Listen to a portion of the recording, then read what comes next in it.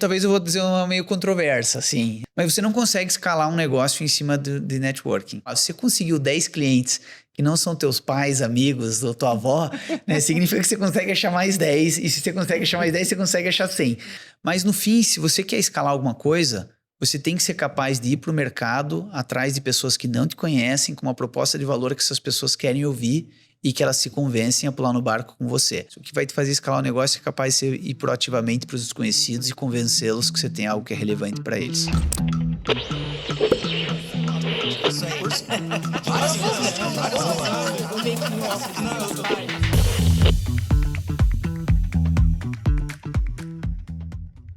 Olá, eu sou o Kaká.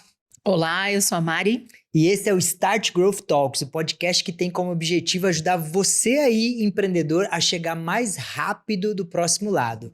E hoje, nesse episódio de hoje, a gente vai falar de alguns pontos muito importantes da construção de uma máquina de vendas, que é a construção de times, né, Mari? Ou seja, uma máquina de vendas boa precisa de um bom time, um time de alta performance. Isso você manja pra caramba aqui no Start Growth, né, Mari? E eu encontrei uns concorrentes bons aí no mercado. A gente vai falar com um concorrente bom aí, pelo jeito, hoje, né? É um parceiro, eu diria, né? Concorrência a gente não briga nesse sentido, não.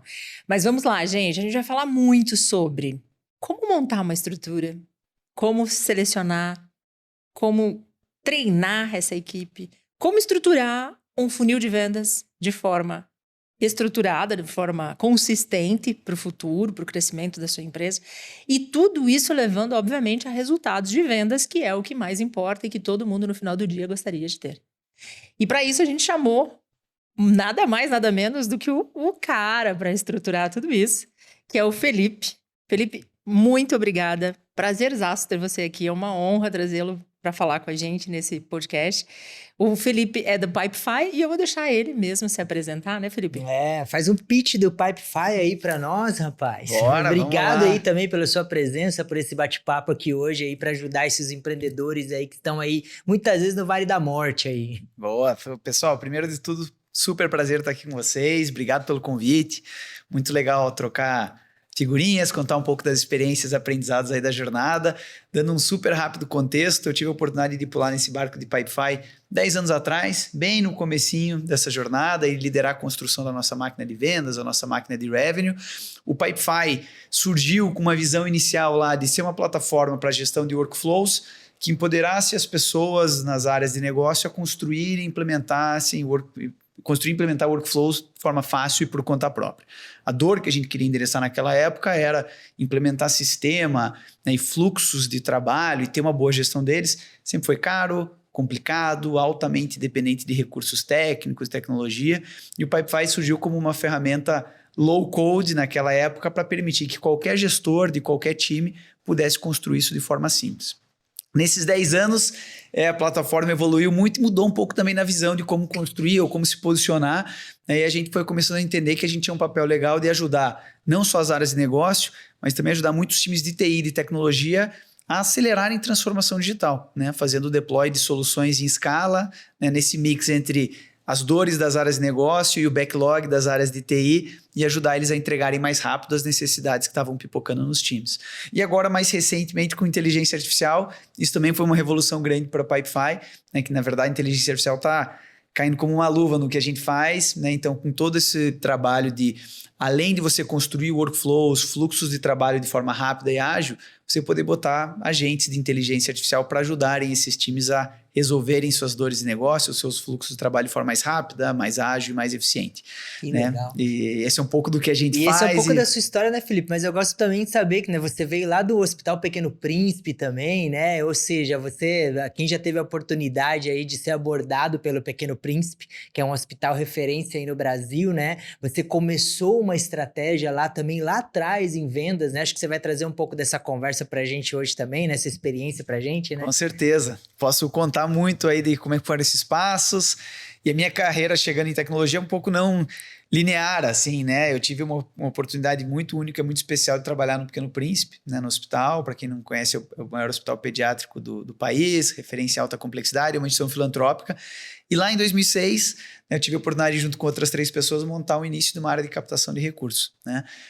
com o objetivo de buscar em grandes empresas a capacidade de investir, na época usando incentivos fiscais, apoiar projetos na área da saúde. E aí também a gente iniciou um projeto lá de como vamos atrás dessa grana, como é que a gente vai viabilizar, quem são os potenciais clientes, o que interessa para essa turma, como é que a gente vai para o mercado. Que legal. E foi um programa que acabou crescendo muito, dando super certo. E foi também um ponto de conexão depois com o Pipefy, que eu posso contar um pouquinho lá na frente, como é que essas coisas se juntaram. Legal. E o Pipefy acho que é uma história legal para a gente entender e conhecer, né? Principalmente porque voltando lá então em 2015, né? 10 anos atrás, né? Você começou lá como é que foi esse começo? Já quando você entrou lá, já tinha vendas lá? Não tinha? Como é que foi essa sua entrada e essa organização para esse crescimento exponencial? Como que você passou por isso ali no início? Claro. E principalmente focado em vendas, né? Que é o nosso objetivo ali, que é você entrou num departamento que a Pipefy não vendia antigamente, dava de graça, né? É isso. Assim, quando o Alessio me convidou, na metade de 2015, eu estava terminando um MBA fora, então eu estava morando em Singapura. E eu lembro quando o Alessio me ligou e falou, Felipe, estou começando esse negócio chamado Pipefy, né? Workflow, SaaS, nuvem e tal. Eu até brinquei com ele na época, eu falei, cara, mas acho que você tá ligando pro cara errado, né? Eu não entendo nada desse negócio aí, né? Tava vindo do terceiro setor, né? Eu trabalhava num outro mundo. Ele falou, não, mas o que eu preciso mesmo é gente boa e que me ajude a construir uma cultura legal aqui. E ele tinha acompanhado essa história do Pequeno Príncipe, de trazer gente jovem, montar times de alta performance, com ambiente muito legal, dando muito resultado. E era mais isso que tinha sido o elo. E ele falou, pô, eu queria trazer isso para dentro de casa.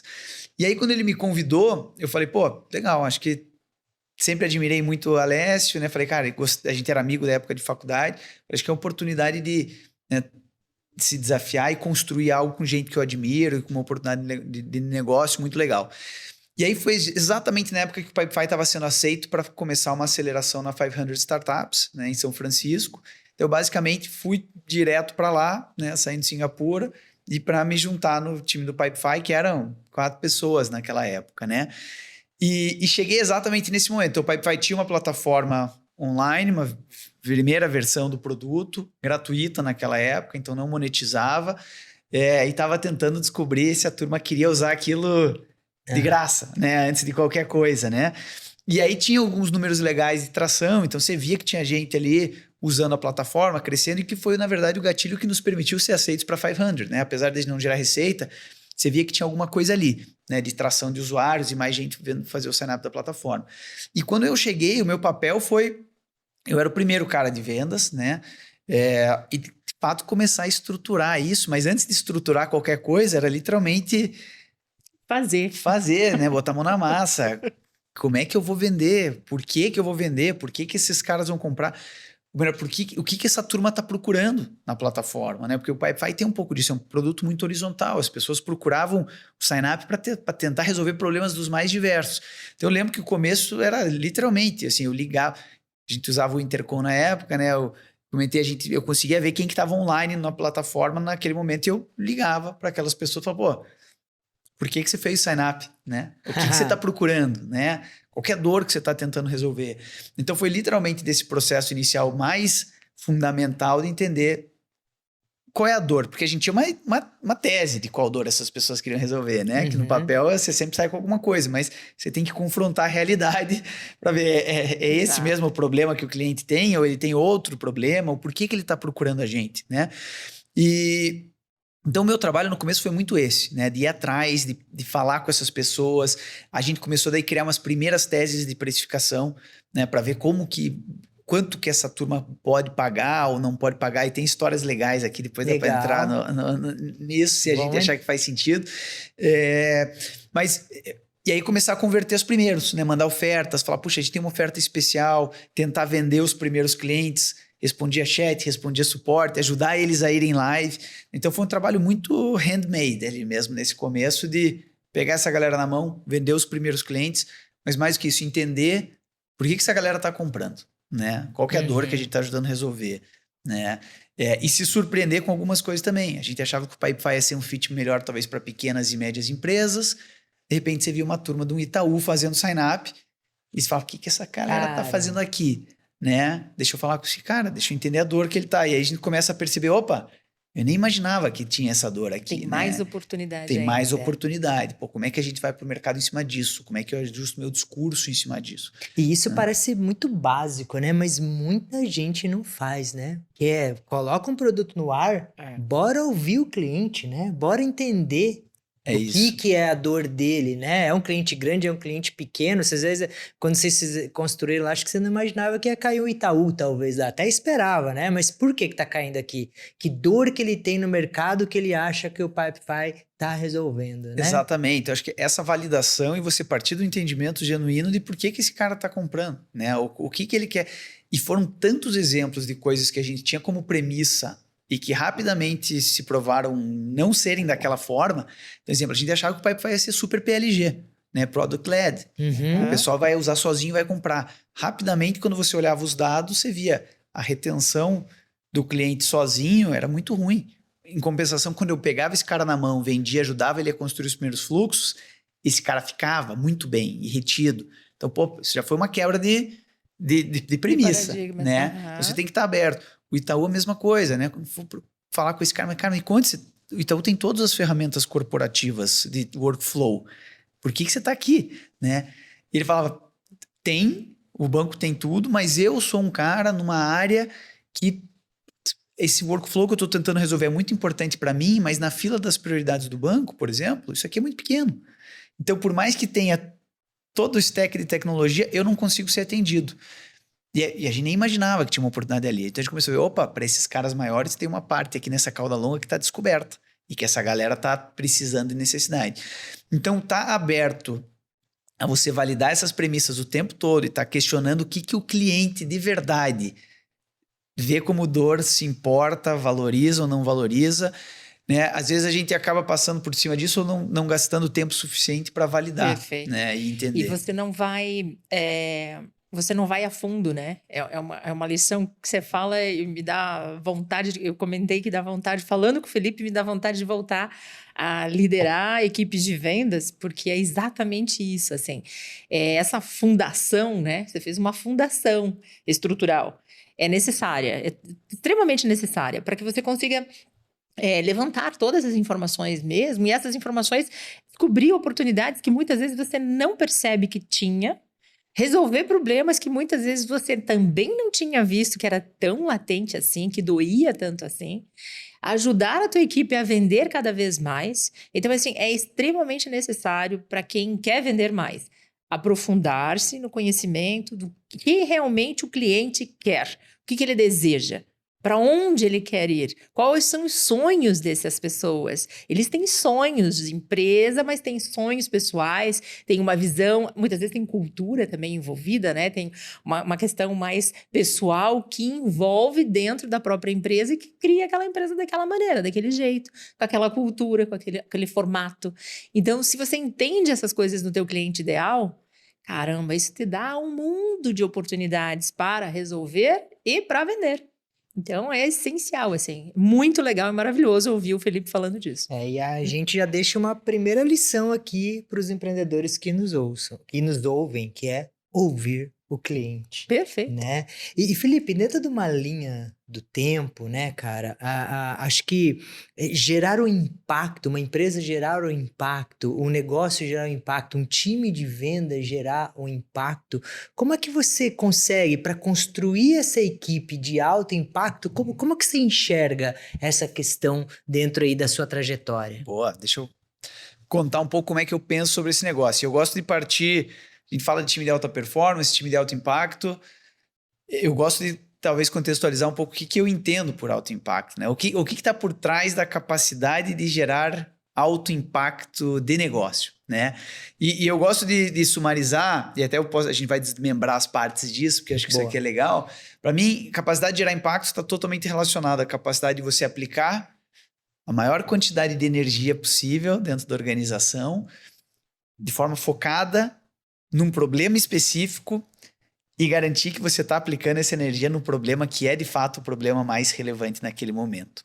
E apesar disso que eu estou falando parecer simples, eu já vi outros times e já vi a gente também cometer inúmeros erros aqui, ou de dissipar energia, né? E trabalhar em várias coisas e você não conseguir deixar aquilo compound numa mesma direção e ser pouco efetivo. Ou já vi botar muita energia no problema errado, né? Por não ter o entendimento exato da causa do problema, né? E aí quando você fala em, pô, o que está por trás de gerar impacto? É isso que eu falo. Ainda mais no ambiente startup, os recursos são escassos, né? Então, você tem que conseguir canalizar a tua energia em poucas coisas. E você tem que garantir que você entende quais são as coisas naquele momento que são as coisas mais relevantes para o negócio. Qual que é o principal gargalo nesse momento? O que está nos segurando agora?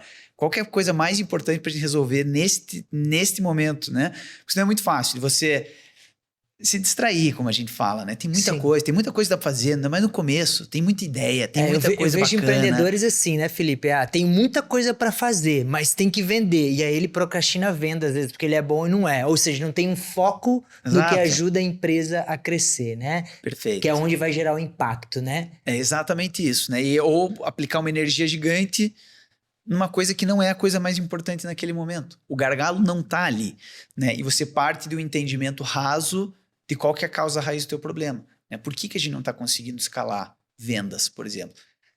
Tem dezenas de motivos possíveis, né? Você pode ter um problema lá no topo de funil, você pode ter um problema na qualidade dos leads, você pode ter bons leads, mas em baixa quantidade, você pode ter um problema em processar eles no topo de funil com os teus SDRs, você pode ter um problema em vender, você pode ter um problema de preço, você pode ter um problema de como você está posicionando o valor. Esse negócio pode quebrar em inúmeros lugares, né? E você só vai conseguir, de fato, atuar de forma focada se você tiver um bom entendimento de qual que é o teu gargalo. E para você entender onde é que está o teu gargalo, você tem que ter uma abordagem minimamente estruturada para estar revisando o resultado, para estar aprofundando com o time, para estar chegando em conclusões um pouco mais robustas de por que isso está ou não está funcionando. Até quando está funcionando, né? A gente estava falando ali um pouco antes de... Mesmo quando está funcionando, a minha capacidade de entender por quê e conseguir explicar por que isso funcionou também é importante, né? Senão eu não estou pilotando essa máquina, né? Você já está entrando no requisito já de entender por que isso não funciona. O que não funciona? A causa raiz, que é o que você está falando agora, né? Então, isso é tão importante quanto a questão de ouvir o cliente. Mesma coisa. Eu diria usar sem sombra de dúvida também os porquês com o cliente. Mas por que você usa isso? Para que você usa isso? Né? Por que o Itaú estava usando? Para resolver um problema aqui pontual. Mas por que você tem esses problemas pontuais? Se você tem uma estrutura toda por trás te atendendo. Como é que isso se desenrola? E aí eu sempre fui pro cliente e voltava de clientes com ideias. Sempre. Sempre foi assim.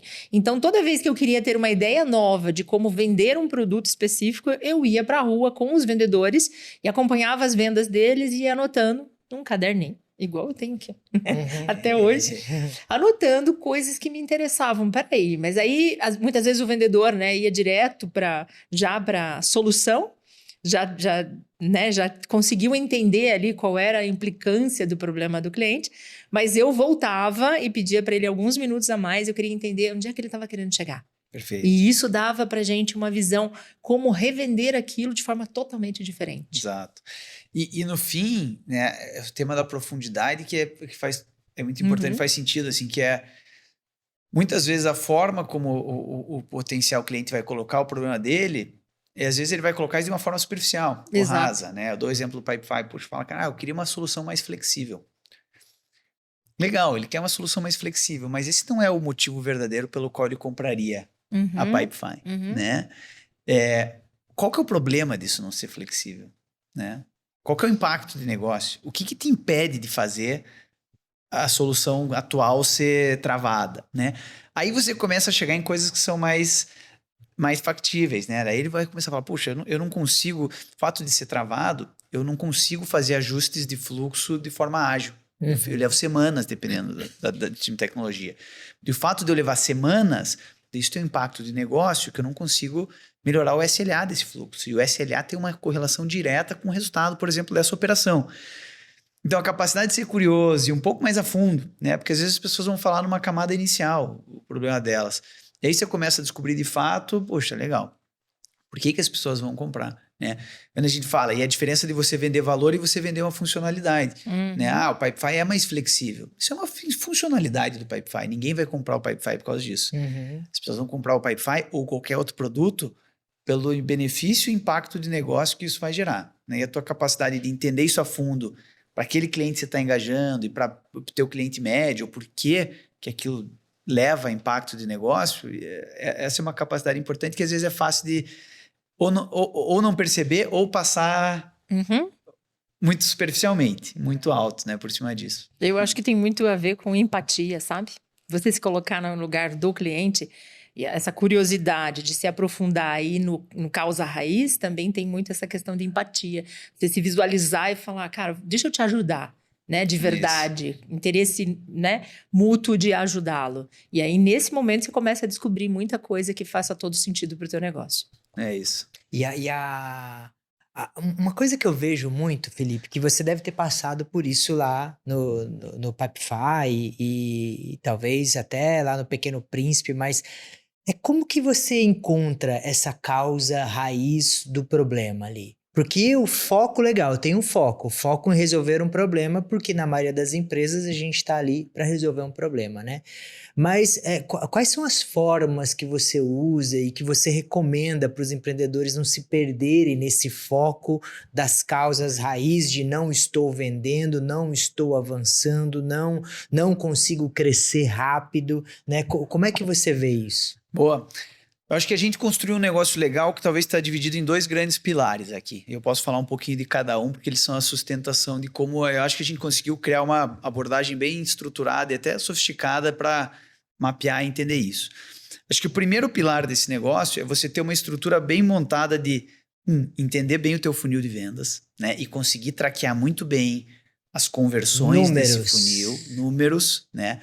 Quais são as etapas, né? Eu tenho, sei lá, vamos pegar um exemplo hipotético, eu tenho leads, os sign-ups que viram leads, eu tenho um percentual que eu considero qualificado dentro de um critério X de qualificação, eu tenho um percentual que eu consigo conectar, eu tenho um percentual que eu consigo agendar uma demo, por exemplo, eu tenho um percentual que vira uma oportunidade, eu tenho um percentual que fecha, eu tenho um ticket médio. Acho que isso aqui é uma coisa. O outro exercício que eu sempre gostei de rodar com os meus líderes é garantir que eles entendem as relações de causa e efeito. E o que impacta o resultado final? Então, a gente fazia um exercício que a gente brincava que era um KPI tree, uma árvore de KPIs, né? Então, eu pedia, se você tivesse que desdobrar o teu resultado final em partes menores, para poder você acompanhar o que impactou, como é que você desenharia isso? E às vezes parece óbvio, mas não é tanto, né? Então, o líder começa lá, meu resultado de vendas é o resultado final aqui, é a ponta da minha árvore, né? O quanto eu vendi.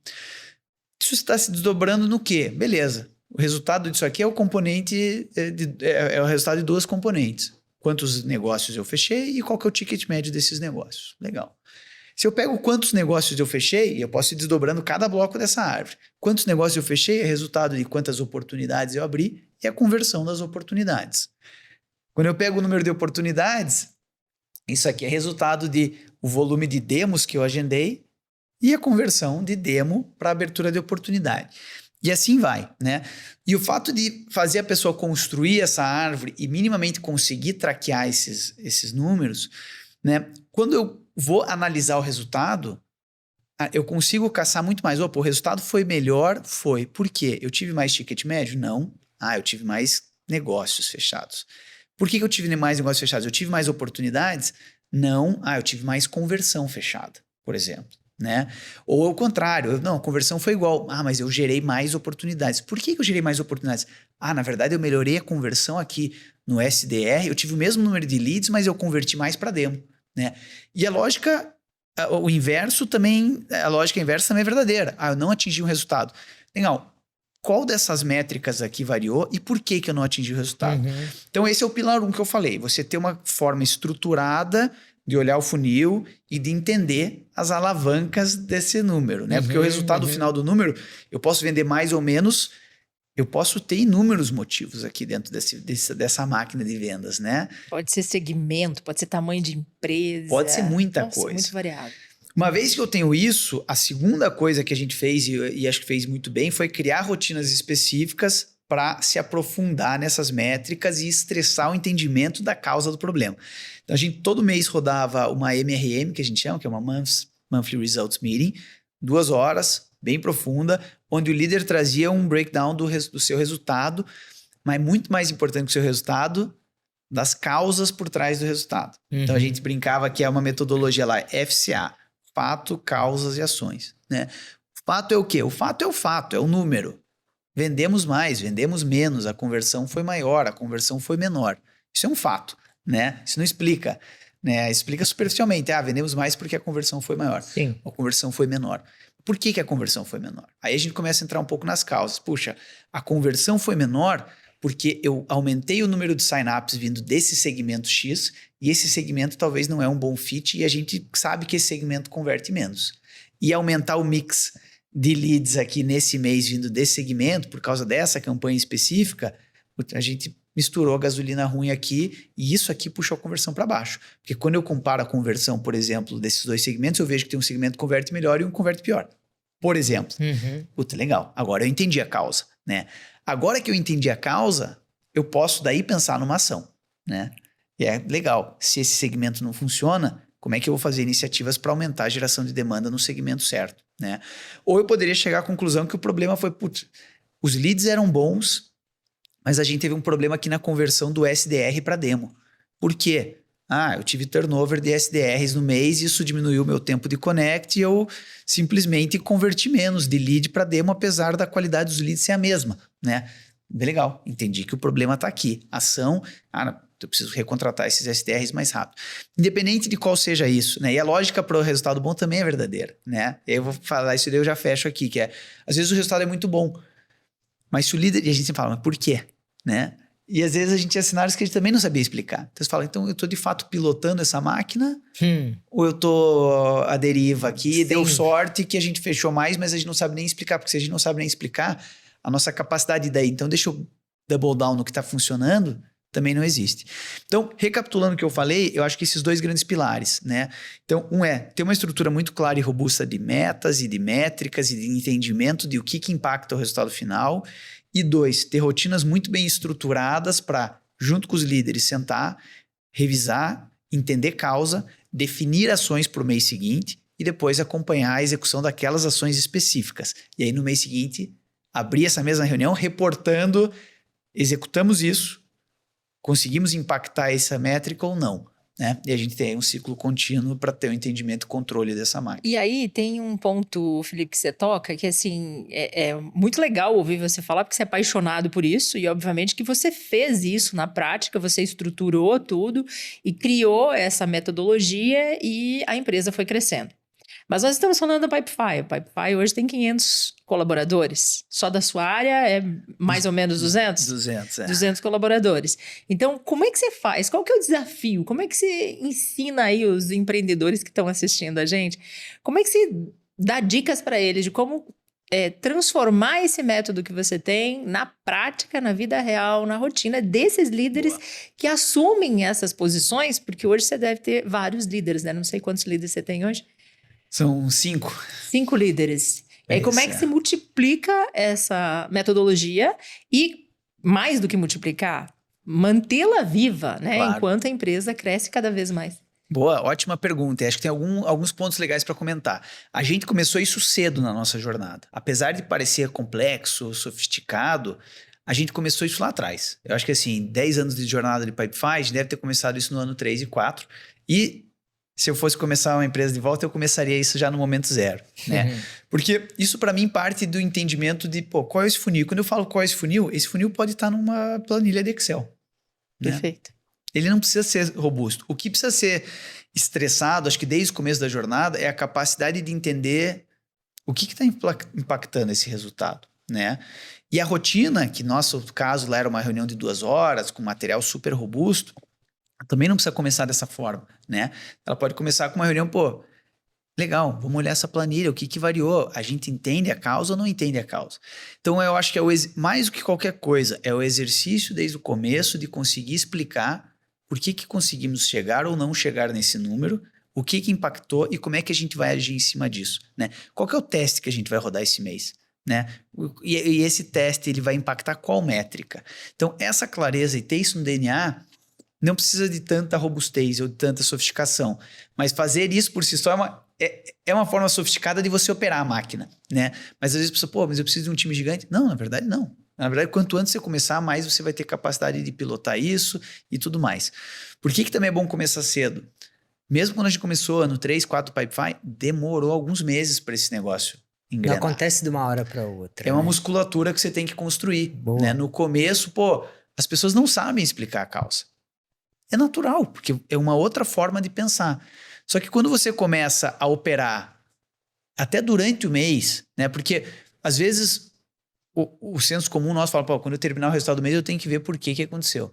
Quando o cara já sabe que no final do mês ele tem que conseguir entender e articular o que deu ou não deu, ele já está operando durante o mês todo tentando pensar, cara, o que está impactando esse resultado? O que está funcionando? O que são as alavancas? O que de fato driva resultado aqui nesse negócio? Então, é uma mudança de chave cultural. E aí a importância, depois que a gente implementou isso, estamos falando dos últimos 8 anos, eu acho que se a gente perdeu 1 ou 2 meses de fazer essa rotina, muito. E assim, talvez 1 ou 2 meses assim, caóticos, que tinha alguma coisa muito crítica rolando de mudança, de transformação, que falou, tá, beleza, esse mês a gente pula, mas mês que vem a gente segue. Então assim, uma abordagem religiosa, fazer isso todo mês, né? E aí os líderes falavam, puxa, dá trabalho fazer. Mas o valor estava menos na reunião, estava mais em preparar o material. Porque é o momento que esse cara tinha que sentar e falar, cara, deixa eu entender por quê. Puta, essa métrica variou. Por que essa métrica variou? Deixa eu atrás disso, deixa eu entender, né? E chegar no entendimento. E aí, o interessante desse negócio, o último comentário aqui, isso é tão poderoso que permitia, até quando você saía de um mês ruim, de resultado ruim, se você saía dessa reunião com a segurança, beleza, o resultado foi uma merda, mas a gente entende exatamente por quê. E a gente está confortável que a gente tem um plano, né? Então você se sente no controle, você fala, não, beleza, eu entendo. Eu tenho um plano, bora agir, galera, e vamos atuar. É diferente de quando você tá com aquele sentimento de, caramba, isso aqui tá um caos, nem sei porquê, não sei nem o que fazer, tô correndo para todo lado. E não sei para onde vou. E né? não sei para onde vou. Que aula de alta performance de vendas que o Felipe deu agora, porque é exatamente isso. É, o que a gente sempre fala aqui, né? Mentalidade, né? Você tá trazendo aqui uma mentalidade de crescimento, baseado o quê? Em dados. Né? Ou seja, com processos claros, né? E isso foi dado um nome aí pelo Sean Ellis e Morgan Brown aí de Growth Hacking, né? Que é mentalidade com plano e etc. E, cara, eu quero ser mais específico em alguns detalhes aqui que você falou que eu acho fantástico e adoro números, adoro controle, e a gente fala isso para muitos empreendedores. É óbvio para nós, mas não é óbvio para muita gente, né? Então, assim, quando você fala de funil ali, e principalmente, eu quero que você fale um pouco do funil, né? Não especificamente, mas, por exemplo, uma das dúvidas que eu quero que você me tire. Cara, você controla a ligação? Quantas ligações o vendedor fala? Porque isso é uma especificidade que eu já vi empreendedores falar, não controlo ligação, eu controlo venda. Opa, mas peraí, dentro do processo, será que não faz sentido ligação? Quero entender isso de você, até porque você trabalhou numa empresa que não vendia para uma empresa do tamanho que é a Pipefy hoje, né? E a outra visão de performance que eu acredito que tem que ter, você falou, se eu voltasse atrás, eu já começaria isso do momento zero. E a gente vê várias startups do momento zero aqui. Às vezes o empreendedor não sabe fazer, contrata um cara de vendas que não é bom de números, ele é bom de vendas. E aí, cara, que horas que eu coloco um Sales Ops? Coloco um Sales Ops, o cara que vai cuidar dos números. Se você pudesse voltar lá atrás, como é que seria o seu primeiro timinho ali? Tipo, o time ideal seria esse, né? E os desafios depois também, que claro, agora eu já tô com o Sales Ops, já tô com um BI aqui, até o cara que tá trazendo os números, mas tá, e o que eu tenho que olhar ali? Não sei se faz sentido, embaralhei aqui, mas acho que mais ou menos isso, falar de performance. Vamos desmembrar um pouquinho esses temas e fica à vontade para me interromper aqui. Hoje a gente mede tudo, tá? Então, assim, a gente chegou num ponto de, cara, mede o volume de ligações, mede o tempo que levou para fazer a primeira ligação. Animal, uma empresa com 200 pessoas mede o número de ligações. Tá aí, empreendedor, você tem 1 ou 2 e tá medindo? E aí, porque, cara, o que a gente começou a perceber? A gente, ao estressar tanto, olhar desses números, eu dou um exemplo bem específico do número de ligações. A gente começou a ver que uma etapa específica do nosso funil, que era a capacidade do SDR transformar leads qualificados em demos agendadas, tinham 2 coisas que impactavam diretamente, que era o quão rápido ele ligou e o volume de ligações feitas por lead. né? E a gente via correlações claras. Pô, caiu o volume médio de ligação por lead, caía a conversão lead para demo, Olha, né? profundo. Então a gente entendeu que isso aqui é uma das métricas, um dos lead indicators que a gente chama, né? O que é um lead indicator? É um KPI, ele não é o KPI do resultado, mas ele é um KPI dessa árvore que impacta diretamente o resultado. Então a gente aprendeu, opa, essas são duas coisas que a gente tem que medir, né? Que é basicamente o volume de trabalho que essa galera está colocando. Então a gente chegou ao ponto de medir tudo. Ah, isso quer dizer que talvez no começo você tem que ter todas as métricas do planeta? Não vai ter. Não vai ter, mas começa com alguma coisa. Começa com uma visão de um funil simplificado. O que é o funil? Quais são as etapas comuns aqui desse teu processo que você quer medir, né? Ah, eu dou esse exemplo, né? Eu tenho número de leads, eu tenho leads que eu considero qualificados, eu tenho o X que eu consigo falar, tenho o X que eu consigo fazer uma demo, tenho o X que aparecem na demo, tenho o X que viram uma oportunidade. Qualquer coisa que seja, que você consiga definir critérios objetivos de o que é um critério para o lead ou para essa oportunidade estar aqui nessa etapa ou não estar nessa etapa. Começa de algo simples, mas começa medindo, né? Porque, de novo, você pode não vender por motivos muito distintos, né? E o problema pode estar no vendedor, pode estar no SDR, pode estar na qualidade do lead. E se você não entender mais ou menos onde é que esse negócio está bem ou está mal, é muito difícil agir, né? É muito difícil atuar. Então começa com algo simples. Põe etapas básicas, começa a medir aquilo e vai embora. Ops, de novo, eu teria também Ops o quanto antes. Assim, a gente demorou para ter uma estrutura de Ops. E não precisa ser assim, quando a gente fala Ops, pô, caramba, uma estrutura mega sofisticada de Revenue Operations e tal. Ah, pode ser um analista que adora mexer com número, às vezes, né? Engenheiro formado ali, né? Que adora planilha e número. E que quer ficar fuçando esse funil e quer entender onde é que tá a quebra. Puxa, olha aqui, ó, esse mês isso variou daqui para lá, né? Começar a atrair, mais do que gerar o dado, pô, gente que esteja pensando e gerando insights em cima desse número. Né? Caramba, olha aqui, esse vendedor tem uma conversão pior nessa etapa, né? Olha que interessante, estes leads que vêm desta forma de geração de demanda convertem muito melhor, né? Pô, olha que o ticket médio do que veio de eventos é muito melhor do que o ticket médio do que a gente recebeu de sign-ups. Puxa, olha que a retenção do cara desse segmento é muito melhor do que a retenção desse, né? Pô, esse SDR performa 3 vezes mais do que o outro. Então tem coisas assim que não são tão complexas, mas que às vezes o líder, o gestor, o próprio vendedor, ele está ali, está com oportunidade, está batendo o boom da execução. Então, ter alguém que está ajudando a extrair insights para, no fim, responder o que está funcionando, o que não está funcionando e trabalhar junto com esse líder, eu acho super valioso. Né? Então, óbvio, vai depender de startup para startup, quando isso cabe, quando existe espaço para trazer uma pessoa como essa. Mas, de novo, e a gente começou como? Não trouxe uma pessoa com bagagem para isso. Pô, tinha um vendedor lá que adorava mexer com planilha. Que gostava de dado. Cara, começa a fuçar esse negócio, começa a mexer em processo, começa a extrair algumas métricas, trazer algum insight pra gente. Então, assim, tudo que eu tô falando, o importante é começar. Não é sair da forma perfeita, não é sair da forma mega sofisticada. Bota o pé na água, começa a aprender, vai se ajustando e vai crescendo depois. Né? Acho que começar é mais importante que qualquer coisa. Perfeito. E aí, quando você fala de treinamento... isso você adora, né, Mari? Então, como é que desenvolver essas galera? pessoas, desenvolver essa galera, mantê-las, né, motivadas. Você já falou de um dos tópicos de motivação. E naturalmente acontece quando você está nas reuniões de decisões ali de solução, né? Sim. E eu concordo.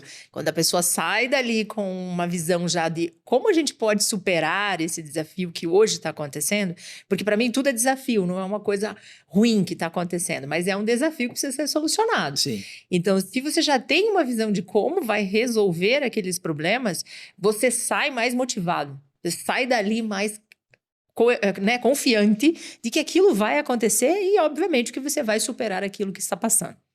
Mas, fora isso, tem muita questão de conhecimento, de orientação, de acompanhamento. Como é que é o treinamento da Pipefy? Como é que vocês mantêm essas pessoas treinadas, orientadas para os resultados sempre e olhando o como fazer, né?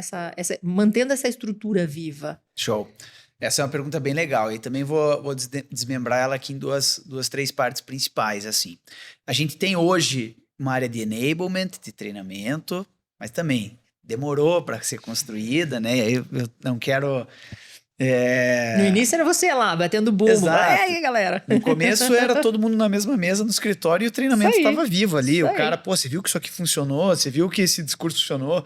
E a gente juntava o time e estava compartilhando as boas práticas, né? Pô, deu certo. O que funcionou para você? O que não funcionou para você?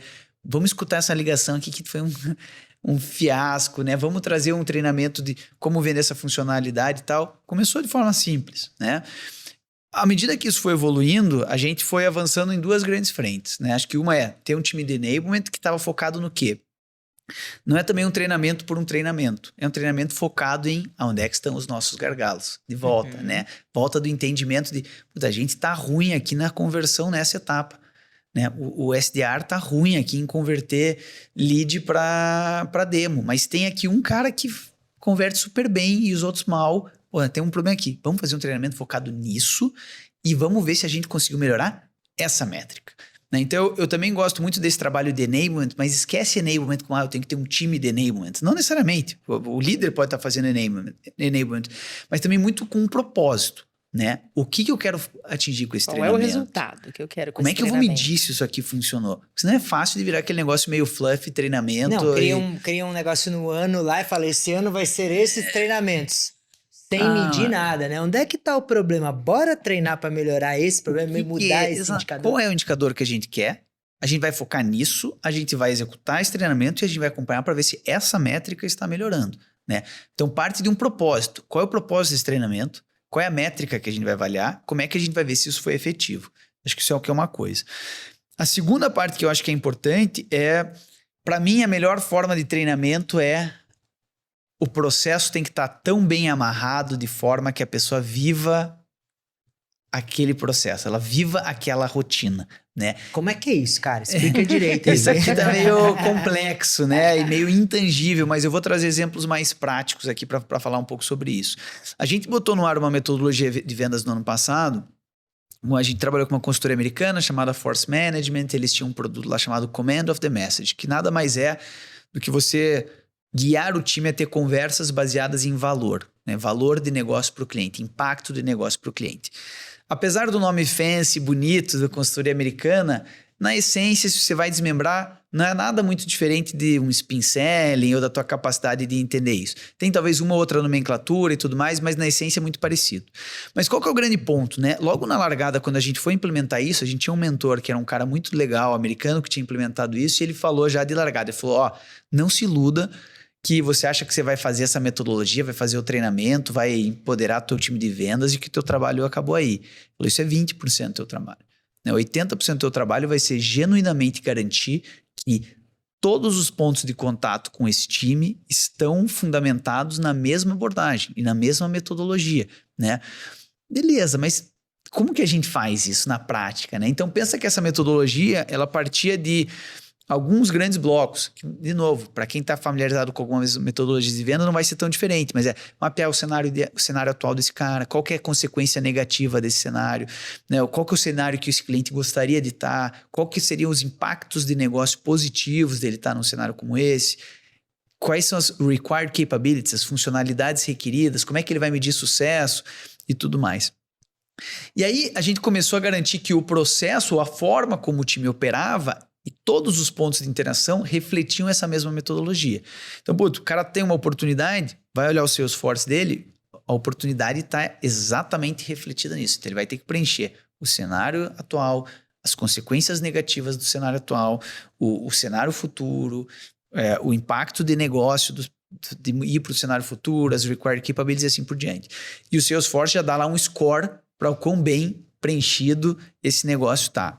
Um score do preenchimento, não o score do cliente, né? Do isso preenchimento, exato. Legal. Cara, esse cara fez um discovery bom ou não fez um discovery bom? Olha né? só. Então isso é uma coisa. Ao mesmo tempo, a gente está usando o Gong para escutar essas ligações e no Gong você consegue configurar um scorecard específico para a forma como essas ligações vão ser avaliadas.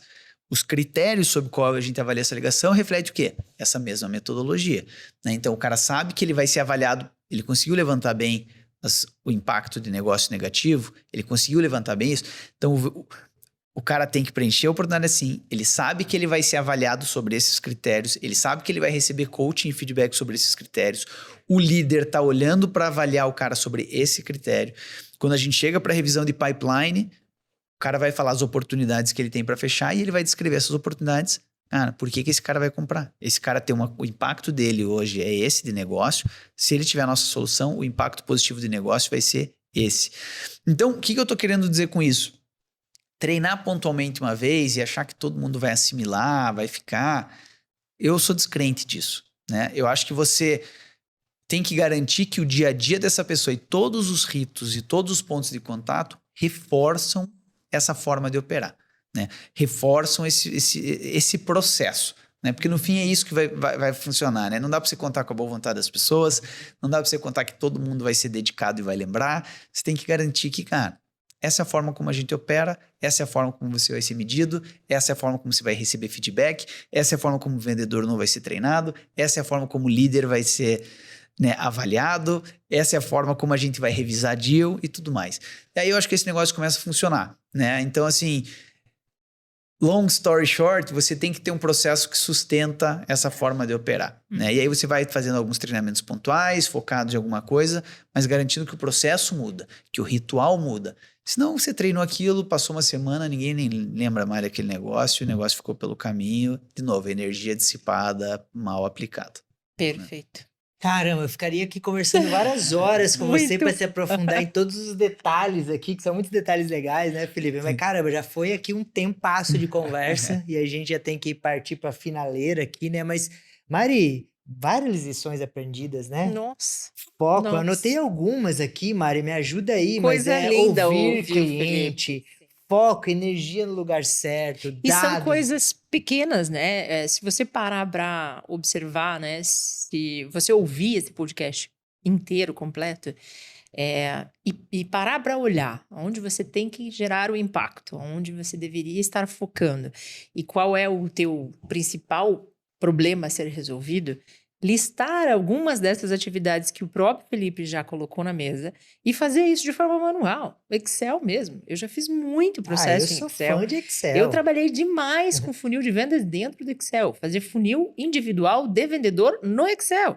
É possível fazer, dá trabalho? Dá, gente. Mas quem diz que é fácil ser empreendedor? Empreender e não vender é pior do que isso. Então, vamos lá, vamos fazer, colocar o pé na água, como o Felipe colocou muito bem. Eu também trabalho, eu posso falar aqui que aí é marketing digital, não é venda, que venda é a área de vocês, eu vou falar de marketing digital, né? Eu gerenciei um e-commerce que a gente chegou a 130 milhões de faturamento, investindo 11 milhões de reais em marketing digital na planilha. Mas por que não tinha sistema? Não, é porque é mó fácil criar uma coluna do lado e resolver um problema, sabe? E às vezes no sistema tem que abrir o chamado para TI, a TI vai analisar, eu tenho que exportar e jogar para planilha, ou seja, já tô na planilha, vai na planilha mesmo, né? E quem fez isso comigo já participou desse podcast aqui, o Thiago Fiorin lá. É isso aí. Mas Felipe, a gente quer fazer 6 perguntinhas para você, que a gente faz para todas as pessoas que passam por aqui, né? E a primeira delas que eu quero que você indicasse aqui para os empreendedores que nos escutam é qual o livro que você indica, que você lê, um livro que você indica para todo empreendedor ou o cara focado em vendas, o que marcou aí a sua vida em literatura? Boa, tem um que eu sou fã pra caramba, que é o Atomic Habits, do James Clear. E eu sou fã desse livro porque ele fala muito do poder das pequenas ações e o poder dos ganhos compostos, né? O negócio de você ser 1% melhor a cada dia. Uhum. E para mim isso aqui tem tudo a ver, inclusive com máquina de vendas ou com negócio, porque como é que eu tô constantemente achando formas um pouco melhores de fazer, que isoladamente parecem pequenas, mas quando compostas, e aí você pensa em funil de vendas, funil de várias etapas, se você for 5% melhor em cada etapa desse funil, o resultado final é gigante. Sim, é gigantesco, né? Quem já brincou com essa conta, né? Exato, você quase dobra o resultado às vezes com base em coisas... Se perguntar para alguém como é que eu dobro vendas, o cara não sabe te responder. Mas se você quebra esse funil em etapas, você certamente tem boas hipóteses de como é que você pode ser 5% melhor aqui no lead para demo, né? E aí esse mindset eu acho que é muito poderoso, assim, né? É melhoria contínua, é o poder dos ganhos compostos, é você estar hackeando o processo para encontrar formas um pouquinho melhores de você fazer o que você faz no dia a dia. E no todo, isso aqui dá um ganho absurdo de eficiência, de produtividade e tudo mais. Então, eu sou fãzaço desse e acho que isso aqui se aplica para tudo na vida, mas muito para construir empresa, construir máquina de vendas. Muito boa. E influência, Felipe? Quem que é a sua inspiração, assim, no dia a dia? Eu tenho uma que eu gosto, que é um cara chamado Yvon Chouinard, que é o fundador da Patagônia, né? A marca de roupa. Não da cerveja, de roupas e de gear, assim, para esporte e tudo mais. Esse cara escreveu um livro chamado Let My People Go Surfing, né? Que é um livro bem legal, que ele conta a história da marca. E eu admiro ele pra caramba, porque é um cara que criou um negócio com foco muito grande no cliente, em fazer coisas de altíssima qualidade, mas muito preocupado em construir uma cultura organizacional que fosse muito legal, e teve várias oportunidades até de vender, ou de crescer o negócio. Ele falou, não, cara, eu quero priorizar a qualidade do que eu tô fazendo, com uma empresa muito legal, com uma cultura muito legal, com impacto nas pessoas e nos clientes. E até brincava, né? Não, meu produto, ele é caro mesmo, né? Mas porque eu não quero que você compre ele várias vezes, né? Porque vai durar muito, porque é um produto de qualidade, né? E com uma pegada um pouco diferente, assim. E para mim sempre foi uma inspiração legal desse meio campo de fazer coisas com muita qualidade, com foco no cliente, mas também construindo um ambiente de trabalho, valorizando as pessoas, que as pessoas gostem de trabalhar. Então é um livro bem legal e que eu sou fã. Já dei para várias pessoas. Que legal, que bonito legal. isso. Felipe, se você pudesse voltar no tempo agora, aí o tempo que você quiser, mas que conselho que você daria para você, né, para sua carreira, enfim, o que você achar que é um conselho que você fala, cara, isso eu falaria para mim lá atrás, para eu melhorar agora aqui no futuro, tá melhor no futuro? Eu vou numa linha que eu acho que pode se aplicar para a turma empreendedora aí que tá ouvindo e falar que eu gostaria de ter escutado antes e que eu demorei para escutar, e que também foi um mentor que falou pra gente recentemente, que ele falava assim, cara, ele falou uma frase que me marcou muito, eu vou conectar porque que eu queria ter ouvido isso antes. Ele falava assim, por que alguém seria louco de não usar o Pipefy, né? Ele falava assim, caramba, né? Que coisa forte, né? Uhum. Ele falou, cara, se você não conseguir articular bem por que alguém seria louco de não usar o teu produto, você vai ter muita dificuldade de proativamente ir para o mercado e montar uma máquina de GTM, porque hoje as pessoas estão cheias de coisa para fazer, recebem outreach de tudo que é lado. Então, se você não for capaz de identificar que segmentos e que pessoas seriam malucas de não usar o teu produto, né? E a gente demorou muito para perceber isso, até no Pipefy, assim, tô tentando vender para esse segmento. Por que esse cara vai ser louco de não usar o Pipefy? Para alguns segmentos a gente não conseguia articular, né? E a gente começou a parar para pensar, caramba, a gente tá mandando o time para o mercado para tentar vender algumas coisas que nem a gente consegue explicar, né? Porque...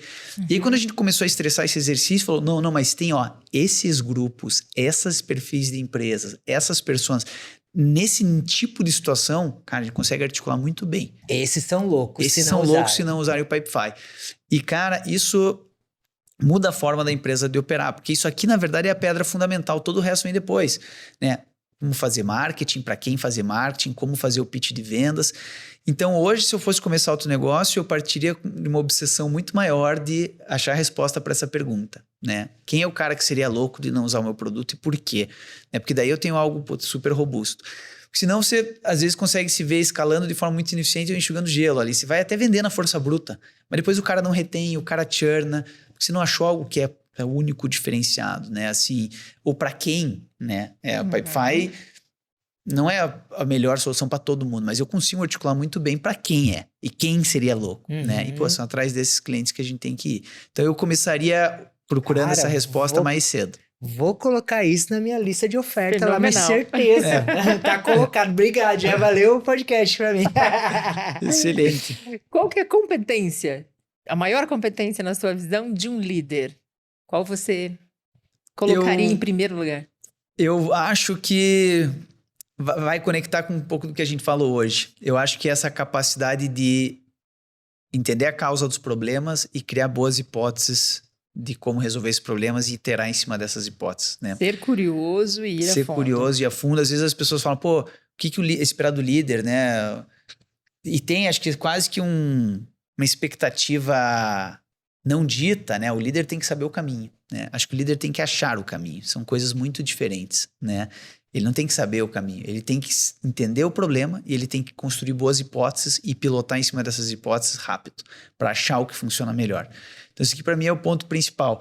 E eu acho que muita coisa vem junto. Óbvio que o cara tem que engajar o time, mas se você também conseguir entender o problema, articular e criar boas hipóteses, isso aqui, do ponto de vista de liderança e gestão, já é um baita negócio. Porque você consegue fazer o time entender por que estamos fazendo isso, onde é que está a nossa dificuldade, para onde vamos, testamos. Funciona? Não funcionou. Qual que é a próxima tese? Como é que a gente vai iterar? E por que a gente está construindo esse caminho? Então, isso aqui, para mim, é achar o caminho e achar o caminho a partir do entendimento de onde é que está o problema e de construção de boas hipóteses, executar bons testes de hipótese e iterar em cima disso. Perfeito. Boa. Felipe, eu lembrei até, a próxima pergunta tem a ver que eu lembrei, eu tava te olhando aqui agora, eu falei, cara, eu tenho um certificado de um curso que eu fiz com você na Conquer, cara. Olha que legal, você e o Márcio Pacheco, certo? Sim. Em 2019 ali. Na aldeia, na aldeia. Que legal. Lembrei disso, e daí eu tava pensando, a próxima pergunta é networking, cara, qual que é a importância disso? Boa. Pra você? Eu acho que, talvez eu vou dizer uma meio controversa, assim, eu acho que ele é importante, eu acho que ele não é fundamental. Tá? Olha que legal. E aí eu vou dizer por quê. Cara, óbvio que ele ajuda, né? E, pô, é legal pra, assim, abrir porta, abrir relacionamento e tal. Mas você não consegue escalar um negócio em cima de networking, né? O Jason Lankin, que é o cara do Sastre, ele sempre falava, se você conseguiu 10 clientes que não são teus pais, amigos ou tua avó, né? Significa que você consegue achar mais 10. E se você consegue achar mais 10, você consegue achar 100. Então, assim, eu acho que ele é importante do viés, cara, conexões, aprendizado, troca de figurinha, abrir talvez a porta dos primeiros clientes. Mas no fim, se você quer escalar alguma coisa, você tem que ser capaz de ir para o mercado atrás de pessoas que não te conhecem, com uma proposta de valor que essas pessoas querem ouvir e que elas se convencem a pular no barco com você. Então, assim, acho que no começo ajuda, né? Ajuda para recrutar, ajuda para tudo isso. Óbvio que não atrapalha. Mas assim, não é isso que vai te fazer escalar um negócio. O que vai te fazer escalar um negócio é capaz de ir proativamente para os desconhecidos e convencê-los que você tem algo que é relevante para eles. Até porque é a grande massa, né? É isso. Senão você vai ficar preso é isso. né? Só no seu convívio.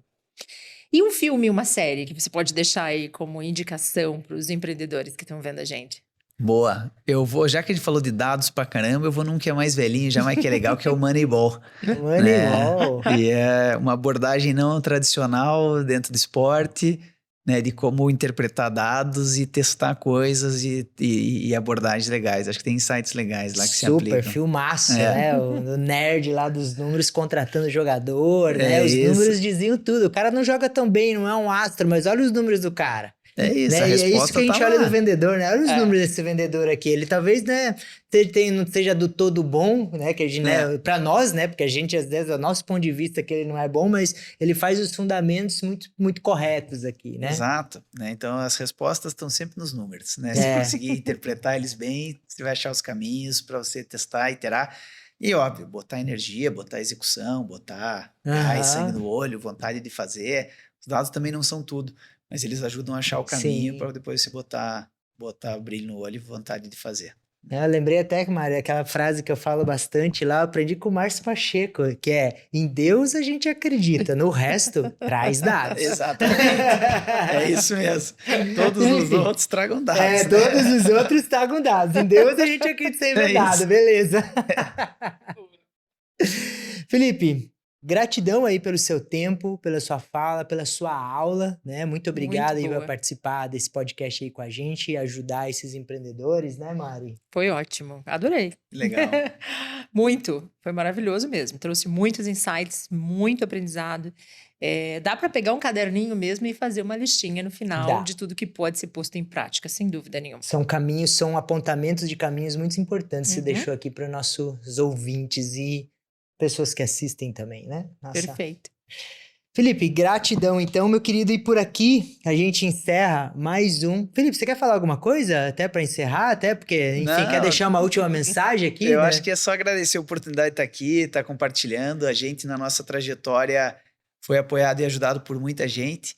Então é sempre um prazer trocar, compartilhar e um pouco do que a gente aprendeu. Estou super à disposição, pessoal que quiser conectar aí no LinkedIn e achar que eu posso ajudar de alguma maneira, eu sempre tenho prazer aí em apoiar quem está começando a jornada, porque a gente fez esse caminho e foi muito ajudado. Então, contem comigo.